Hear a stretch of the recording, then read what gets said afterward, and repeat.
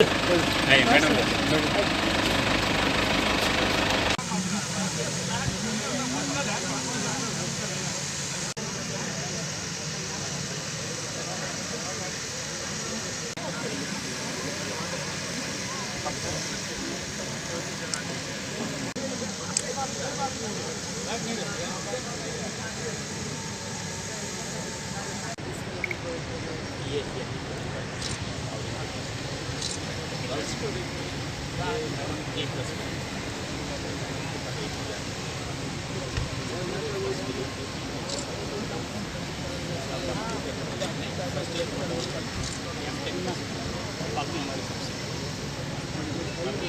माननीय श्रीमती गीता कोड़ा जी, सांसद सिंहभूम लोकसभा क्षेत्र, उपस्थित सभी गणमान्य एवं संकाय सदस्य, आज के इस अत्यंत शुभ अवसर पर मैं डॉक्टर स्वाति सुधा, राष्ट्रीय प्रौद्योगिकी संस्थान जमशेदपुर में छात्रावासों के शिलान्यास समारोह के मैं सर्वप्रथम देवादिदेव महादेव के चरणों में उनके आराध्य मर्यादा पुरुषोत्तम श्री राम द्वारा की गई स्तुति से उनकी अर्चना करता हूँ।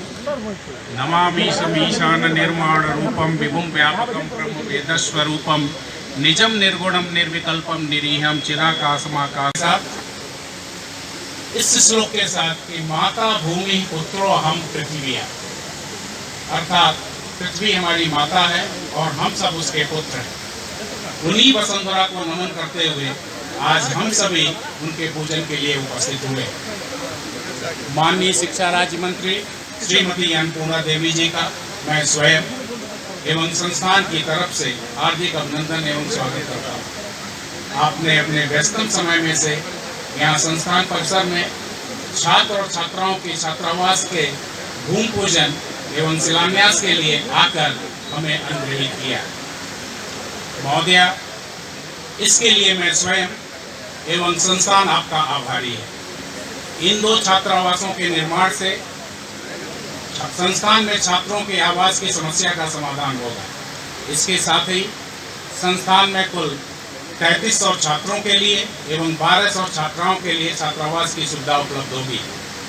भविष्य में 100 छात्रों के लिए मैरिट रिसर्च स्कॉलर अपार्टमेंट के लिए 100 यूनिट्स की भी परियोजना को अंतिम रूप दिया जा रहा है, जिससे कि हमारे 100 छात्र अपने परिवार के साथ संस्थान परिसर में रह पाएंगे और संस्थान और देश की प्रगति में अपना बहुमूल्य योगदान रिसर्च के माध्यम से कर सकेंगे।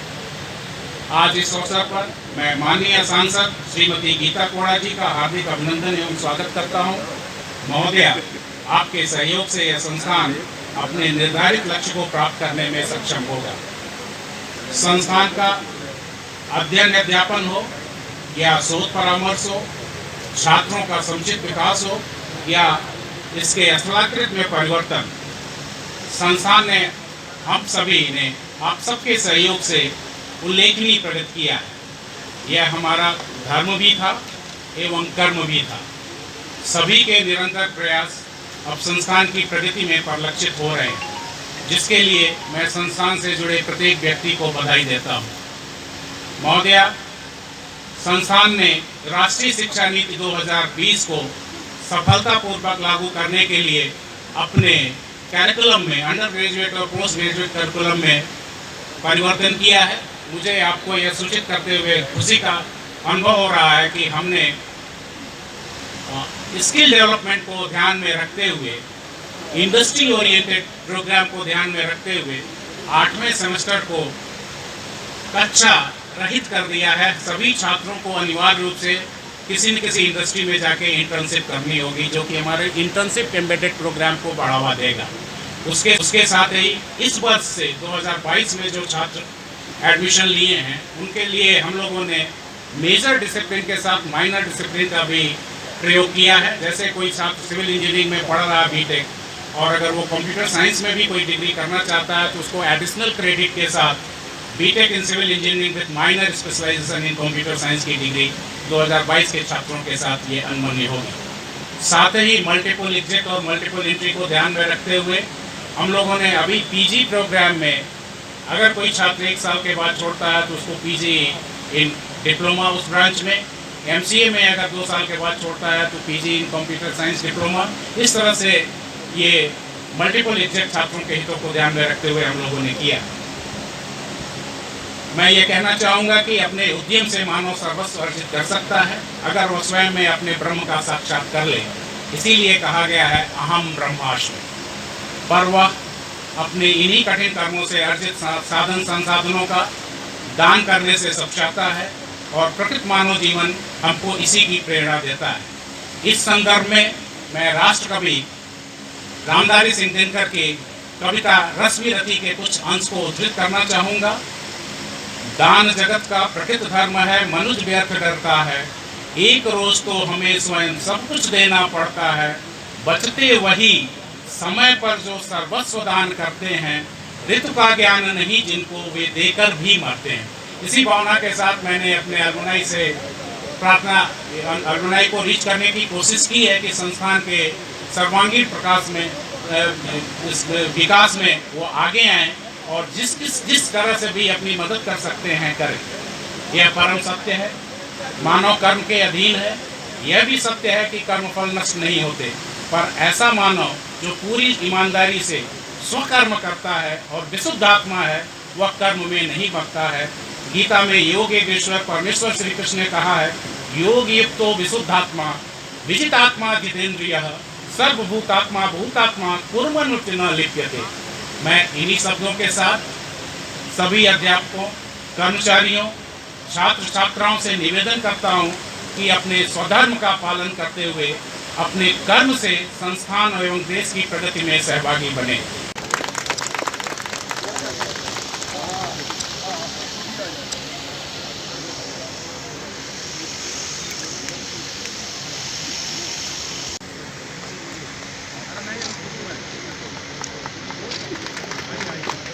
बंधन से आग्रह करूंगी कि मैं माननीय सांसद श्रीमती गीता कोड़ा जी को दुशाला प्रदान कर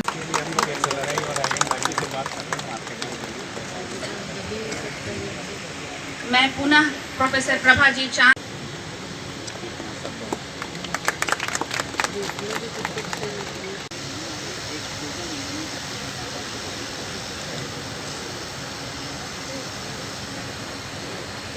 अब मैं माननीय मंत्री महोदया को शिलान्यास के लिए सादर आमंत्रित करती हूँ।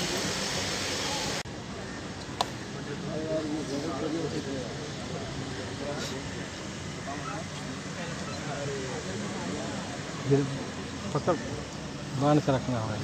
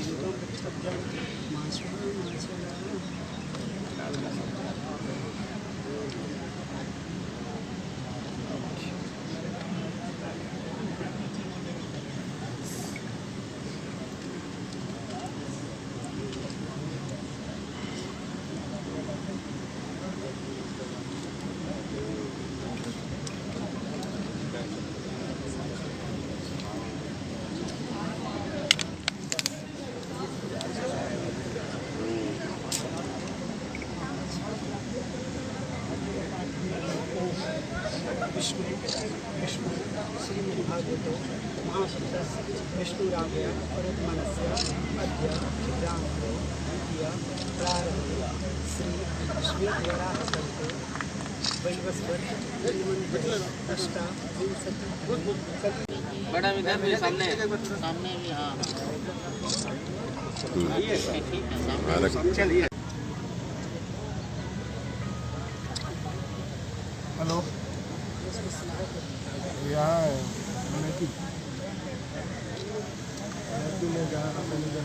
मिक्सी डाल दीजिएगा तो आ जाएगा उसमें। हाँ तो ड्रेस में तो वही बता रहे हैं।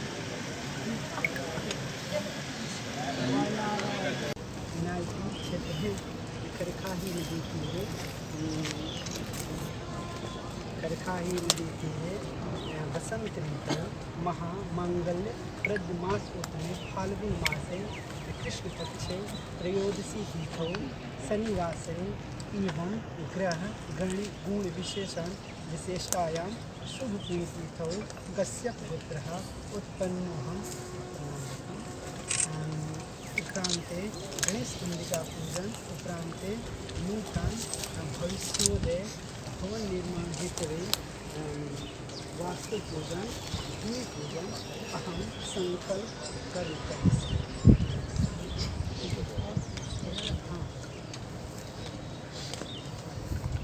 ओम गजाननं भूतनाथसेवितं कपितजं मोक्षचारुवक्षं उमासुतं शोकविनाशकारकं नमामि विघ्नेश्वरपादपङ्कजं नमो दिव्यै महादिव्यै शिवाय सत्यं नमः नमः प्रकृतिविद्याय नेता प्रणता स्मृता ले लेते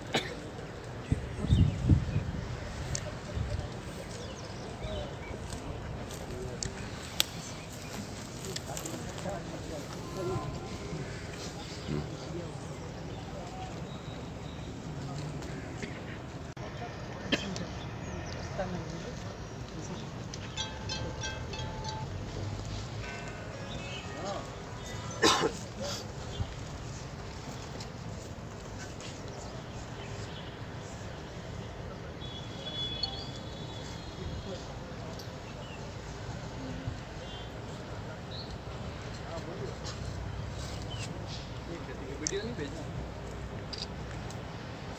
हाँ हाँ ठीक लिख देना।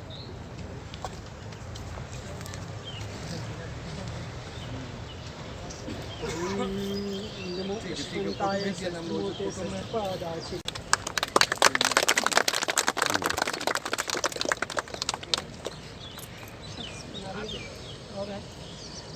पहले वार्डन से तो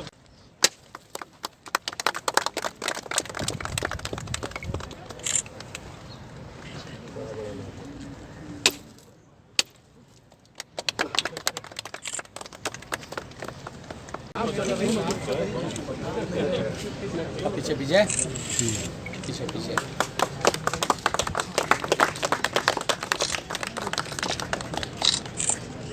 अब आप लोग यहीं इंटरेक्शन 5 मिनट जी हाँ। बहुत ही हर्ष का विषय है क्योंकि हम लोग देख रहे थे 1000 बॉयज़ के लिए सीट और 300 बच्चियों के लिए, और अभी जैसे यहाँ से बहुत सारी बातें बताई गई, तो ये मेरे लिए क्योंकि इस क्षेत्र का प्रतिनिधित्व करती हूँ इसलिए ये मेरे लिए बहुत ही हर्ष का विषय है कि यहाँ के बच्चों को उच्च तकनीक उच्च शिक्षा मिल रही है, उसके साथ उन्हें रहने की भी एक अच्छी व्यवस्था मिल रही है। और ये इस संस्थान के लिए क्योंकि अभी बात हो रही थी तो हमें बताया गया कि यहाँ पर बहुत सारी अच्छी सुविधाएं यहाँ है, और ये बहुत ज़रूरी है आज के समय में कि शिक्षण संस्थान में हर तरह की सुविधा हो, क्योंकि बहुत दूर दूर से बच्चे आते हैं अपनी शिक्षा प्राप्त करने के लिए। उन्हें क्लासेस तो मिल जाते हैं लेकिन बहुत बार क्या होता है कि उनको रहने की सुविधा नहीं हो पाती है। उस वजह से ये सिर्फ उस स्टूडेंट के लिए बर्डन एक बोझ नहीं होता, बल्कि उसके अभिभावकों के लिए भी एक्स्ट्रा बोझ एक हो जाता है कि नहीं बच्चे को कहीं बाहर ठहराना है, कहीं बाहर रुकाना है, तो उस वजह से बच्चे की पढ़ाई जो है वो भी सफ़र करती है। तो इसलिए ये हॉस्टल बहुत ज़रूरी था, और इस संस्थान को मैं बहुत शुभकामनाएं देती हूँ कि आप नित्य निरंतर आगे ऐसे ही बढ़ते रहें। अभी हम लोगों ने देखा कि किस तरह से यहाँ टेक्निकल पढ़ाई के साथ साथ अपनी संस्कृति को भी बहुत अच्छे से पकड़ के रखा है। ये बहुत अपने आप में मुझे बहुत खुशी हुई कि यहाँ के प्रोफेसर संस्कृत में भी बात कर रहे हैं, और ये एक बहुत अच्छी बात है कि हम अपने पढ़ाई को जितना मॉडर्न कर सकते हैं हमें करने चाहिए, क्योंकि समय के साथ हमें चलना है, दुनिया के साथ हमें कम्पीट करना है। तो हम दोनों ही चीज़ों को अपना पकड़ के चल रहे हैं, तो ये बहुत अच्छी बात है। मैं पुनः संस्थान को बहुत बहुत शुभकामनाएं देती हूँ और इन्हीं शब्दों के साथ आप सब शिक्षा राज्य मंत्री श्रीमती अन्नपूर्णा देवी जी झारखंड एवं बिहार राज्य से 4 बार विधायक रह चुकी हैं। आपने झारखंड सरकार में कैबिनेट मंत्री के रूप में भी कार्य किया है। सिंचाई, महिला एवं बाल कल्याण जैसे विभागों की आप मंत्री रही हैं। आप सांसद होने के साथ साथ बीजेपी की राष्ट्रीय उपाध्यक्ष हैं। आप कोडरमा की पहली महिला सांसद हैं। समाज कल्याण, महिला उत्थान एवं बाल विकास के अनेक कार्यों में आपकी महत्वपूर्ण भूमिका रही है। आप सभी को महाशिवरात्रि की ढेर सारी शुभकामनाएं। आज ये मेरे लिए भी सौभाग्य की बात है कि इस पावन अवसर पर NIT जमशेदपुर आने का अवसर मिला और आप सभी से मिलने का भी एक अच्छा सुनहरा अवसर मिला। आज के इस शिलान्यास कार्यक्रम में उपस्थित इस क्षेत्र की सांसद श्रीमती गीता कोड़ा जी, इस NIT जमशेदपुर के निदेशक श्री रुपेश कुमार शुक्ल जी, उमेश कुमार शुक्ल जी, साथ ही साथ उपस्थित मेयर श्री विनोद श्रीवास्तव जी, इस संस्थान के उप निदेशक professor Ram Vinay Sharma ji, dean planning और डेवलपमेंट शशिभूषण जी, साथ ही साथ उपस्थित भारतीय जनता पार्टी के जिलाध्यक्ष श्री विजय महतो जी, पूर्व जिलाध्यक्ष श्री शैलेंद्र जी, सभी सम्मानित उपस्थित इस संस्थान के शिक्षकेतर कर्मचारीगण, उपस्थित विद्यार्थी और सभी सम्मानित प्रेस मीडिया के साथीगण, जिला प्रशासन के सभी पदाधिकारीगण, फिर से आप सभी का इस महाशिवरात्रि के अवसर पर शुभकामना देते हुए भगवान भोलेनाथ से यही प्रार्थना है कि सब सुख शांति समृद्धि से सब रहे। और आज जैसा कि हम सभी जानते हैं, बहुत दिनों से ये हमें भी इच्छा थी कि NIT जमशेदपुर आए, लेकिन आज एक सुखद संयोग बना महाशिवरात्रि के दिन कि हमारे बच्चों के लिए जो आधारभूत और अत्याधुनिक सुविधाओं से लैस हॉस्टल बिल्डिंग के लिए आज शिलान्यास के अवसर पर, भूमि पूजन के अवसर पर आने का अवसर मिला। साथ ही आप सभी जैसा जानते हैं, माननीय प्रधानमंत्री जी ने जय जवान, जय किसान, जय विज्ञान और अब जय अनुसंधान जोड़ा है। और जय अनुसंधान को लेके विज्ञान और अनुसंधान के इस प्रतिष्ठित केंद्र में आने के बाद मैं काफ़ी गौरवान्वित महसूस कर रही हूँ। और आज हर एक क्षेत्र में हम देखते हैं कि अनुसंधान, कोई भी राष्ट्रीय जो संपन्न राष्ट्र है, अनुसंधान के वजह से ही वो आगे बढ़ा है। और आज अनुसंधान के क्षेत्र में माननीय प्रधानमंत्री जी काफ़ी प्रयास कर रहे हैं और बच्चों को काफ़ी सुविधाएं, संस्थानों को काफ़ी सुविधाएं दे रहे हैं, प्रोत्साहित कर रहे हैं, ताकि हमारे बच्चे नित्य नए नए अनुसंधान कर देश को आगे बढ़ाने में अपनी अहम भूमिका निभाएं। और आज इसी क्रम में आज इस भूमि पूजन कार्यक्रम में, चूँकि जब दूर दूर से हमारे छात्र छात्राएं आते हैं तो उन्हें हर तरह की सुविधाएं, हर तरह की व्यवस्थाएं मिल सके। अभी कार्यक्रम के पहले डायरेक्टर साहब से बात हो रही थी, तो बहुत सारे ऐसे बच्चे जो एडमिशन लेते हैं, लेकिन चूँकि उनके लिए आवासन की व्यवस्था नहीं थी बहुत पूरी तरह से, तो इसके वजह से बहुत दिक्कतें आती थी। अब 1000 बेड के जो ये आवासन की व्यवस्था है, इससे बच्चों को सुविधा मिलेगी। बच्चों के लिए 1000 और बच्चियों के लिए, लड़कियों के लिए 300 बेड क्षमता की 2 अत्याधुनिक सुविधाओं से लैस यहाँ पे पूरी सुविधा से सुसज्जित होकर हॉस्टल बनेंगे, ताकि बच्चों को रहने में कोई परेशानी ना हो। और ये जैसा कि हम सभी को पता है कि ये NIT जमशेदपुर शिक्षा मंत्रालय द्वारा आयोजित NIRF 2022 रैंकिंग में, सर्वेक्षण में जो 100 सर्वश्रेष्ठ संस्थान है, उसमें से 100 में एक NIT जमशेदपुर भी है, जो हम सब के लिए ये हर्ष की बात है। लेकिन हम यहाँ के निदेशक और उनके सभी सहयोगी शिक्षक से ये कहना चाहेंगे कि आज अभी हम 90वां स्थान पे हैं, हम 100 में आगे और बढ़ें, ये हम सबको प्रयास करने की आवश्यकता है। और क्रमशः जैसे जैसे देख रहे हैं संस्थान बहुत अच्छे ढंग से अपना रैंकिंग भी आगे बढ़ा रहा है। निश्चित रूप से इसमें संस्थान के निदेशक और सभी आपके फैकल्टी का ये योगदान रहा है कि आज ये दिन प्रतिदिन आगे बढ़ रहा है।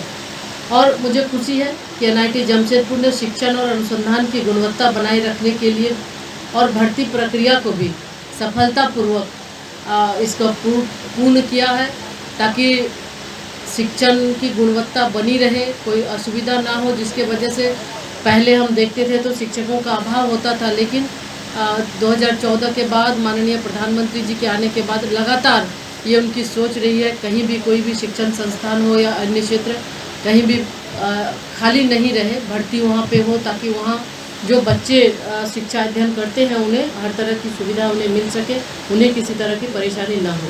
और 30 वर्षों के अंतराल के बाद गैर शिक्षण कर्मचारियों की भी भर्ती भी काफ़ी सफलतापूर्वक, इसलिए भी मैं बधाई देती हूँ। साथ ही साथ जैसा कि आप सभी जानते हैं कि इस तकनीकी शिक्षा के क्षेत्र में राष्ट्रीय शिक्षा नीति 2020 को सफलतापूर्वक लागू करने के लिए NIT जमशेदपुर भी आगे बढ़ चढ़कर भूमिका निभा रही है।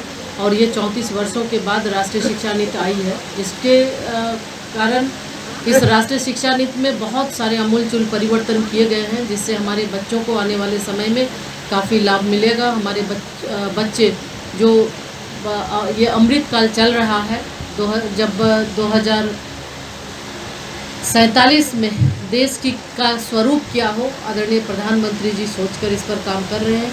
तो निश्चित रूप से 2047 में इस नई शिक्षा नीति के माध्यम से हमें ये देखने का भी अवसर मिलेगा और इसका रिजल्ट भी मिलेगा, जब बच्चों को राष्ट्रीय शिक्षा नीति के आधार पर हमारे बच्चे आज कहीं ना कहीं, हम ग्रामीण क्षेत्र झारखंड की बात अगर हम करें तो बिल्कुल सुदूर ग्रामीण क्षेत्र के बच्चे कहीं ना कहीं शिक्षा में उन्हें परेशानी होती थी, भाषा में परेशानी होती थी। तो अभी उन सारे चीज़ों को इस राष्ट्रीय शिक्षा नीति में थोड़ी उसमें शिथिलता और सभी भाषाओं को, भारतीय क्षेत्रीय भाषा हो, भारतीय भाषा को आगे बढ़ाने के लिए, ताकि हमारे बच्चे को पढ़ाई में कोई दिक्कत ना हो। अंग्रेजी अगर वो नहीं जानते हैं तो उसके वजह से वो पढ़ाई में वो वंचित न रहे, इसके लिए भारतीय भाषा और विभिन्न भारतीय भाषाओं में इसकी पढ़ाई भी शुरू की गई है। जैसा आप सभी जानते हैं, लगभग 13 भाषाओं में इंजीनियरिंग की पढ़ाई शुरू हो गई है और मेडिकल की भी पढ़ाई हिंदी में भारतीय भाषाओं में हो रही है।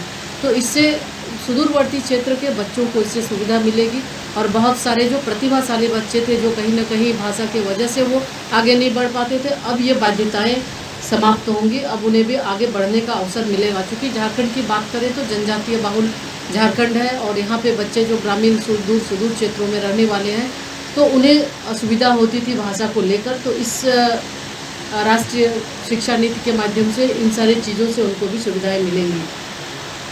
इसके साथ ही साथ हम अगर लड़कियों की बात करें तो आज ये हम सब के लिए गर्व की बात है कि ऐसे तो लड़कियां हर एक क्षेत्र में अपना लोहा मनवा रही हैं, कोई भी ऐसा क्षेत्र नहीं जहां लड़कियां आगे ना बढ़ रही हो, हर एक क्षेत्र में। और आज ग्रामीण स्तर पर भी लोगों की ये अपेक्षाएं बढ़ रही है। हमारी बच्चियों को जिस तरह से सुविधाएं मिल रही है उसके अनुरूप वो आगे रिजल्ट भी कर रही है। और इसी क्रम में आदरणीय प्रधानमंत्री जी ने सशस्त्र सेना और सैनिक स्कूलों में भी बच्चियों का एडमिशन, सैनिक स्कूल में बच्चियां पढ़ सके, इसकी भी व्यवस्था उन्होंने की है।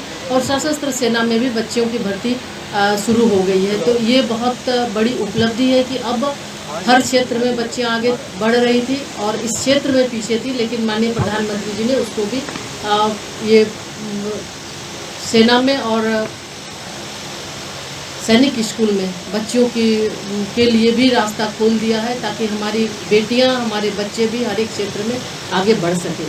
ये एक सुखद ये बदलाव है, सुखद अनुभव है। और ख़ास करके बेटियों के लिए हम हमेशा से देखते हैं कि बेटियों को जिस तरह समाज में थोड़ी पहले बेटा और बेटी में फ़र्क की बात होती थी, लेकिन अब ये खुशी है कि अब लोग बराबरी का दर्जा देने लगे हैं और आज बेटियां भी पीछे नहीं हैं।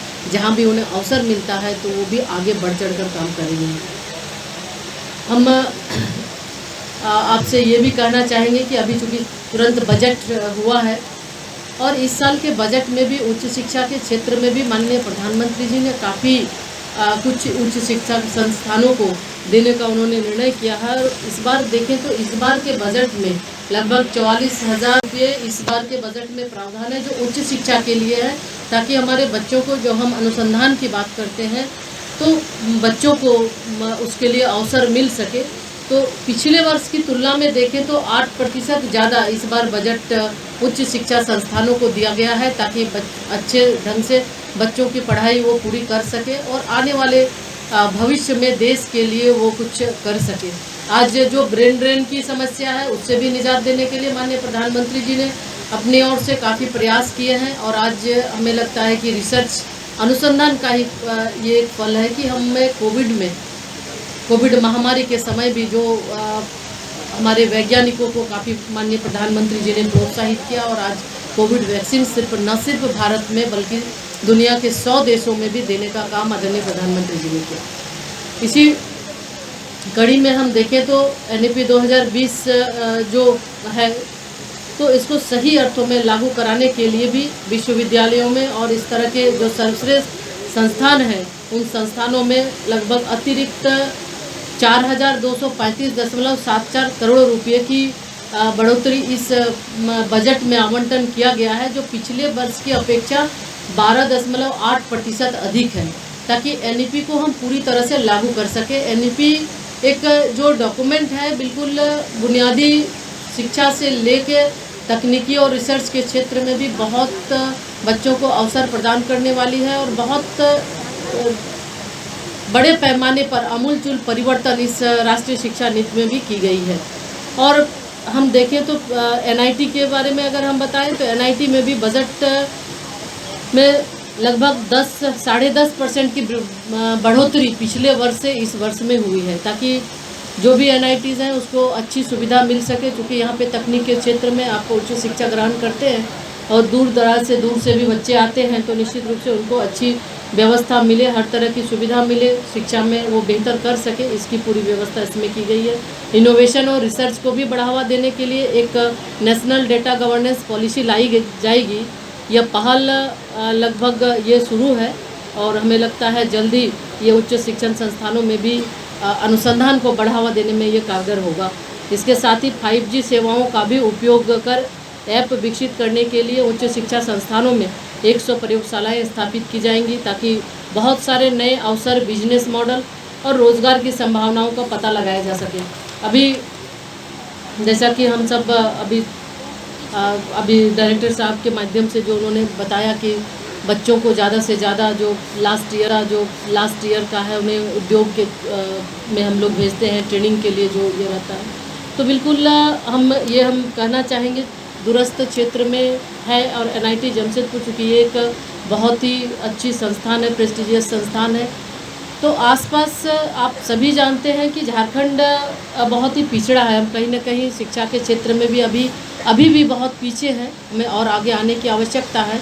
तो हमें लगता है कि बच्चों को आजकल सबसे ज़्यादा माता पिता हो या बच्चे हो 10th के बाद उन्हें परेशानी होती है कि आगे की पढ़ाई हम कैसे करें। गाइडेंस के वजह से बहुत समय वो सही रास्ते पे जा नहीं पाते हैं। तो इस तरह संस्थान के माध्यम से कुछ जो आसपास के विद्यालय है 10th का हो या फिर 12th का हो, आप वैसे विद्यार्थियों को कभी इस कैंपस में, इस परिसर में भी घुमाएं। इस परिसर में देखने के बाद उनके अंदर भी जो प्रतिभा है वो भी वो बेहतर हो सकता है और साथ ही साथ उन्हें भी एक अच्छा अवसर मिल सकता है, गाइडेंस मिल सकता है कि आगे वो क्या करेंगे। तो इसके लिए हम चाहेंगे, डायरेक्टर साहब से चाहेंगे कि आप आसपास के जो भी ग्रामीण क्षेत्र के जो विद्यालय हैं वहाँ के विद्यार्थियों को, जो 10th के विद्यार्थी हैं या फिर 12th के हैं, वैसे विद्यार्थियों को एक बार इस संस्थान में ज़रूर आप रोटेशन में बीच में ज़रूर घुमाएं और कुछ बच्चों को जो यहाँ पे फैकल्टी के अलावे जो हमारे स्टूडेंट हैं, स्टूडेंट के माध्यम से, चूँकि अगर उनका अच्छे ढंग से काउंसलिंग हो जाए तो शायद वो सही रास्ते पे वो आगे बढ़ सकते हैं। क्योंकि इस क्षेत्र में जो जो जानकारी जैसे मिल रही है कि ड्रग्स से भी प्रभावित बहुत सारे लोग हैं, तो इस दिशा में भी चूँकि आप अग्रणी संस्थान में आते हैं तो बच्चों का काउंसलिंग इस क्षेत्र में भी करने की आवश्यकता है कि उससे उसका नुकसान क्या है। तो निश्चित तौर पे जिला प्रशासन हो या अन्य के द्वारा ये कार्य किए जा रहे हैं, लेकिन अगर आप शिक्षण संस्थान के माध्यम से भी वैसे बच्चों 10th और 12th के बच्चों को परिसर उनका विजिट हो और उनको कुछ काउंसलिंग करें तो शायद वो बेहतर कर सकते हैं। और इस संस्थान के माध्यम से खास करके जनजातीय क्षेत्र में ये विकसित है तो लोगों को भी काफ़ी सुविधा, काफ़ी लाभ मिलेगा। और यहाँ के बच्चे, झारखंड के बच्चे भी काफ़ी प्रतिभाशाली है, सिर्फ आवश्यकता उससे थोड़े गाइडेंस की है। तो ये अगर इस संस्थान से मिल जाएगा तो उन्हें कहीं ना कहीं बेहतर करने का अवसर उन्हें भी मिलेगा। और आज झारखंड हम देखें तो हर एक क्षेत्र में आगे बढ़ रहा है, खेल हो, शिक्षा हो या फिर कला का क्षेत्र हो, हर क्षेत्र में बच्चे आगे हैं। तो निश्चित रूप से आपके गाइडेंस से वो बच्चे भी और बेहतर कर सकते हैं, ये हम उम्मीद करते हैं। और आने वाले समय में ये संस्थान और बेहतर करे और जो रैंकिंग है 100 में वो और बेहतर स्थान पे पहुँचे, ये हम अपेक्षा करेंगे। और आज फिर से आप सभी का इस अमृतकाल के अवसर पर हमारी ये शुभकामना है कि जिस तरह से अपने जो डायरेक्टर हैं, फैकल्टी हैं, सब लोग मिलकर इस संस्थान को बेहतर करने का प्रयास किया है, आने वाले दिन में और बेहतर होगा और ये झारखंड का निश्चित रूप से एक और अच्छा संस्थान ये बनेगा।